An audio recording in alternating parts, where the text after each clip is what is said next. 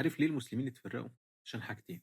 الحاجة الأولانية تصنيفات، إن كل واحد عايز يصنف نفسه تبع فرقة فلانية، تبع المذهب الفلاني، تبع الجماعة الفلانية، تبع الطريقة الفلانية، وعايز يصنف اللي قدامه، يقعد يسأله ويقعد يحاوره عشان يقول له أنت تبع الأشاعرة، لا أنت تبع المعتزلة، لا أنت قدرية، لا أنت جهمية، لا أنت سلفية، لا أنت جهادية، لا أنت صوفية، لا أنت.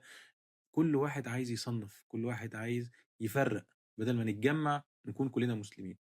الحاجة التانية هو الجدل، كثرة الكلام، كثرة الفلسفة، الفزلكة، والرد عليهم، وكل واحد معجب بهواه ومعجب برأيه، ويبدأ يتفلسف زيادة ويبدأ يجادل زيادة ويلعب بالألفاظ. طب هو صوت وحرف، طب هو كيف استوى، طب هو كيف تكلم، طب هو الكيفية ايه، طب القدر ايه.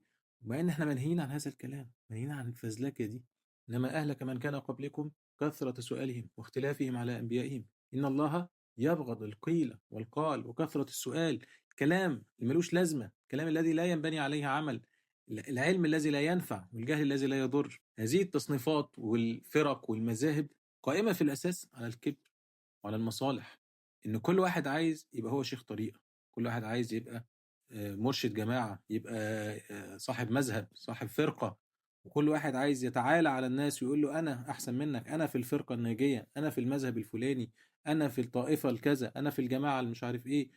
هذا الكلام فيه كبر، وفيه استغلال للضعفاء وللمسلمين، وفيه تفرقة، وفيه فتنة ما بين الناس.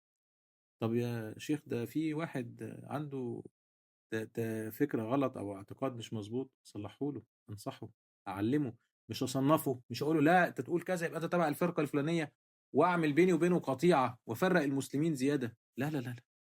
وحدة هذه الأمة من الإيمان بالله، وحدة الأمة من توحيد الله. وبرضه الجدل والفلسفة هو ناشئ عن الكبر وإعجاب المرء بهواه وبرأيه وحب الظهور. كل الكلام ده فرقنا.